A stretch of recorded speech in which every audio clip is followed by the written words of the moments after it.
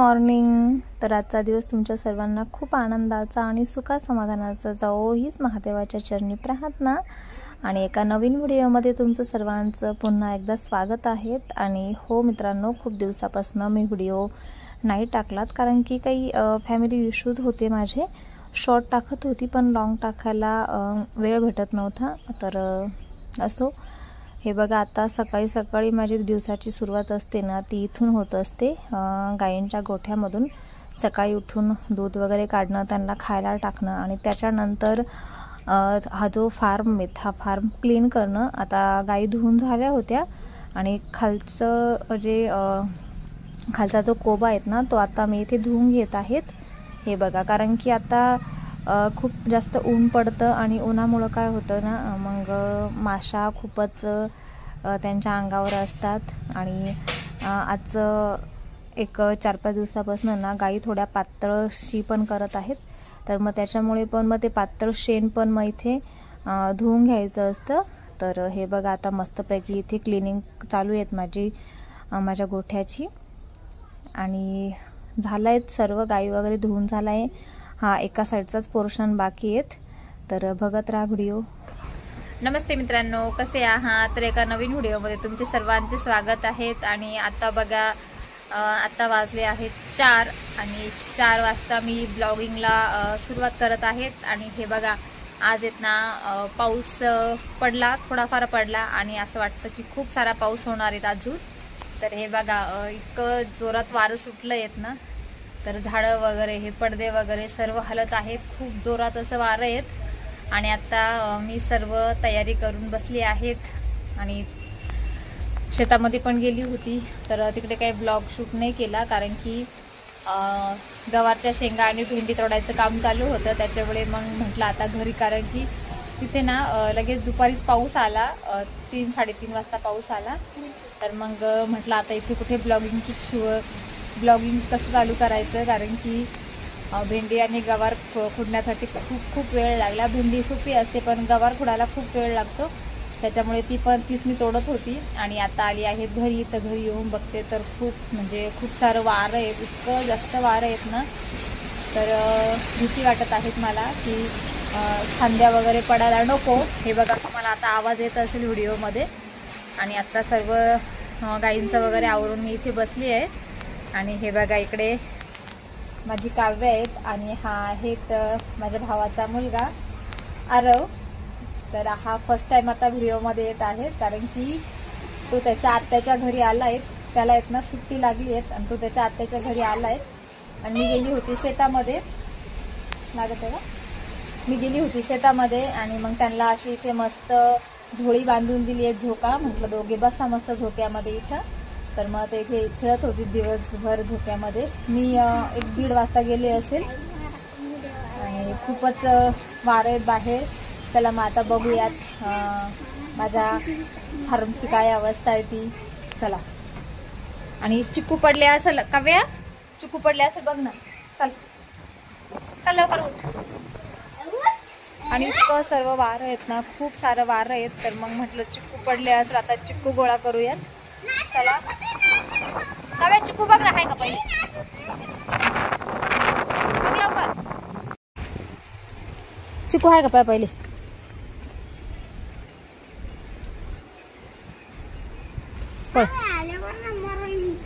आहे का बेटा? आणि हे बघा, इतकं सर्व वारं आहेत ना. तर मग म्हटलं चिक्कू वगैरे पडले असतील. नाही येत बेटा? कालच आयुषना सर्व तोडून घेतले, म्हणजे वरती असेल पण मग खाली काही दिसत नाही आता चिक्कू पडलेले.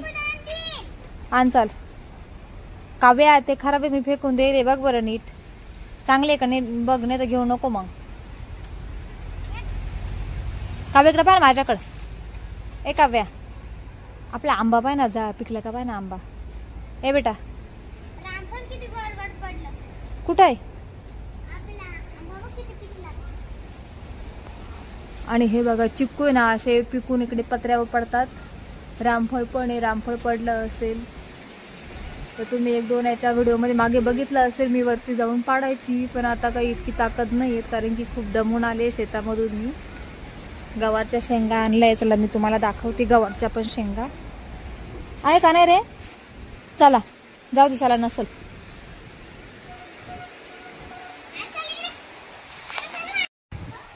आणि हा बघा टॉमी बघा कसं मस्त बसलाय तिथे. काय झालं? पकड पकड पकडू, मध्ये ठेव.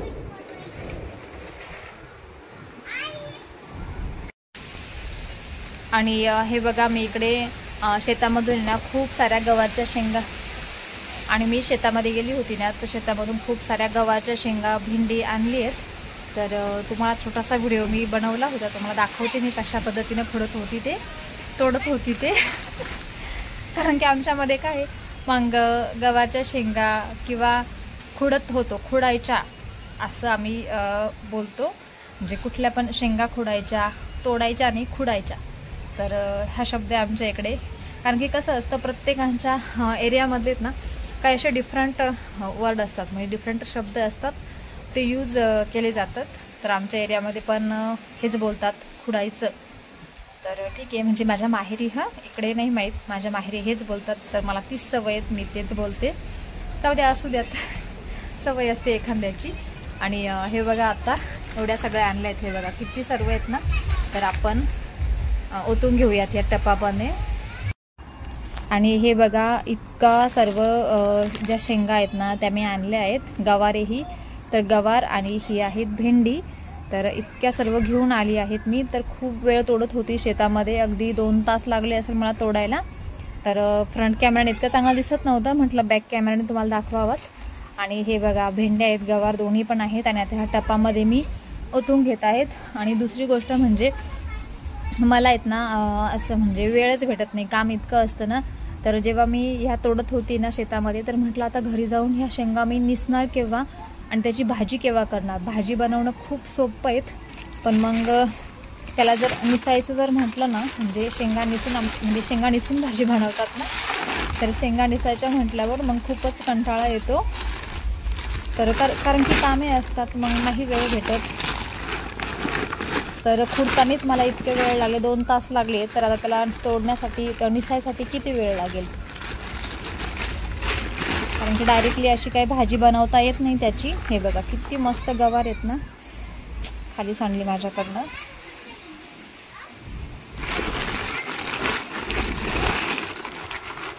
आणि दुसरं म्हणजे माझी ज्या नणंदबाई आहेत ना, तर त्यांना काय आहेत ना अशी भाजीपाला वगैरे त्या घेऊन जातात विकण्यासाठी. तर मला पण बोलल्या खूप साऱ्या शेंगा आहेत, तर मग विकायला घेऊन जा. तर म्हटलं नको, मला सवयच नाही ती विकायची, किंवा मी असं विकलेलं पण नाही आहेत. तर मग मला असं लाज वाटते विकण्यासाठी, कसं काही घेऊन जायचं. म्हणजे शेतकऱ्यांचं काय असतं, माल असतो त्यांचाच, पण विकायला लाज वाटते. मग आता इतक्या सर्व ह्या शेंगा आहेत, बघा किती जास्त शेंगा आहेत ना ह्या. भेंडी पण आहे खाली. आता ह्या तरी मी अर्ध्याच तोडून आणल्या आहेत, म्हणजे अर्ध्याच खुडल्या. त्याच्यानंतर अजून भरपूर साऱ्या बाकी आहेत, अजून अर्ध्या आहेत, अजून इतक्या निघाल, इतक्या शेंगा आहेत. तर मग आता बघू, उद्या जाईल म्हटलं मग मी, कारण की आता पण झाले असं तोडून. आणि आत्ता तोडून झाल्या असत्या शेंगा, पण मग काय झालं की पावसाचं वातावरण झालं आणि शेतामध्ये मीच खूप घाबरली. म्हटलं घरी मुलं एकटे आहेत, आणि एक तर माझा जो आयुष आहे मोठा मुलगा, तो पण गेलेला आहे त्याच्या मामाच्या घरी. आणि मग माझी काव्या, माझ्या भावाचा मुलगा, तुम्ही बघितलं असेल, ते छोटे छोटे, ते दोघं काय करणार आहेत. आणि घरोघरी इतका सर्व पसारा. तर मग म्हटलं चला लवकर आता घरी जाऊयात. मग त्याच्यामुळे थोड्या फारच शेंगा मी तोडून घेतल्या. हे बघा इतक्या सर्व आहेत. तर थोड्याच तोडल्या आणि नंतर मग मी लगेच घरी आली. म्हटलं उद्या जाता येईल. आणि ही बघा माझी काव्या, चिक्कू शोधायला गेले होते, पण चिक्कू काही भेटले नाही भेटले ना. आणि हे बघा आता इतकी सर्व जी गवार आहेत ना, ती मस्तपैकी मी निसून घेणार आहेत. आता काही वेळ नाही मला निसायला, कारण की आता गाईंचे कामं वगैरे करायचे मला. आणि हा बघा हा आमचा आरव आहेत. आरव चला, आई काव्या गाईला खायला टाकलं तू? हां खरंच? चल आपण बघून येऊ, चल. खोटं बोलत आहे ना. आणि आता हे बघा इतक्या ज्या शेंगा आहेत ना, त्या आपण थोड्या वेळाने निसून घेऊयात. आणि आता चला मग गोठ्यात बघूयात की गोठ्यामध्ये ह्यांनी चारा वगैरे टाकला आहेत की नाही. अरे चाल, चला चल रे.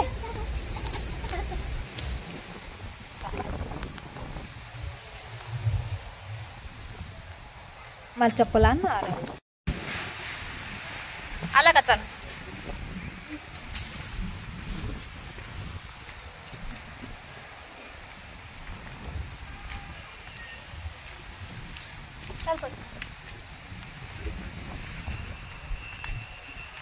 आणि आता गायींच्या गोठ्यामध्ये जाऊन बघूयात की चारा टाकला आहे की नाही माझ्या काव्याने तो.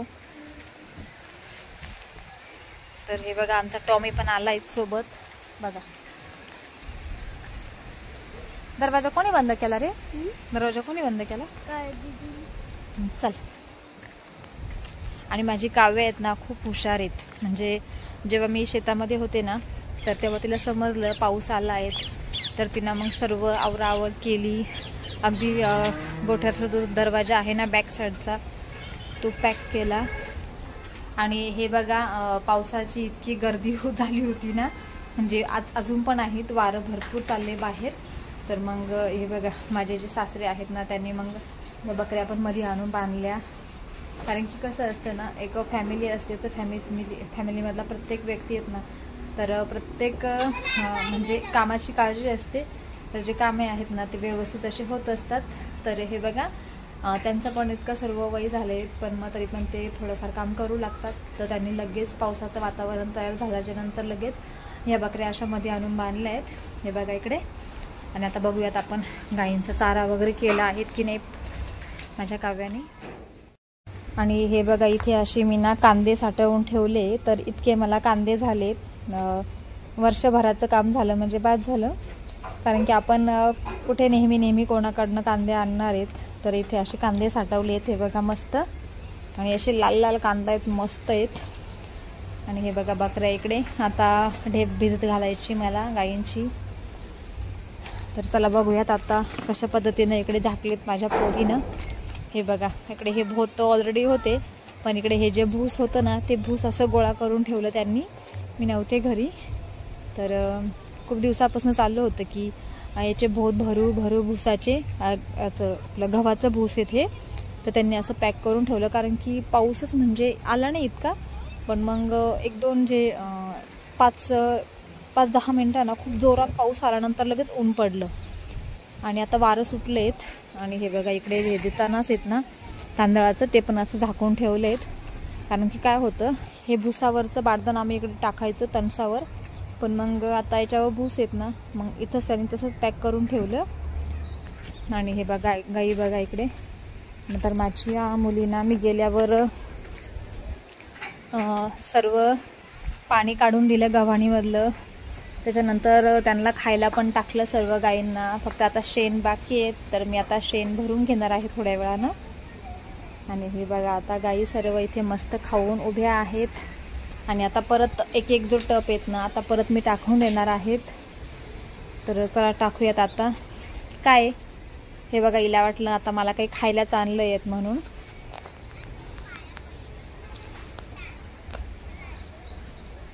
तर हे बघा अशा पद्धतीनं हा माझा फार्म आहेत. आणि आता माझी लक्ष्मी आणि त्रिशा डिलिव्हरी होणार आहेत. माहीत नाही, वाट बघायला लावताय मला केव्हा डिलिव्हरी होईल ते. कारण की त्यांची डेट पण संपवून गेली आहेत, तर अजून काही डिलिव्हरी झाल्या नाही. तर हे बघा आता बघू आता बाहेर मुलं काय करतायत. हे बघायचं दरवाजाचं अशी कडी आहेत ना, कडी लावून घेतली माझ्या काव्यानं. ती खूप हुशार आहे, तिला सांगायला नाही लागत. कुठल्याही पद्धतीचं जे काम आहेत ना बिलकुल सांगायला लागत नाही. कारण की म्हणतात ना मुलीची जी जात असते ती म्हणजे मुलगी खूप हुशार असते, तिला बिलकुल सांगावं लागत नाही. आणि तसंच माझ्या काव्याचे पण आहे, तर तिला बिलकुल सांगावं लागत नाही कुठल्याही पद्धतीचं काम वगैरे. ती तिचं काम जे आहेत ना ते करून घेते. आणि हे बघा इकडे दुसरं म्हणजे हे तुम्ही व्हिडिओमध्ये बघत असेल ही भिंत. तर ही भिंत गट्टूमध्ये बांधली होती, तर ही भिंत तुटली आहेत.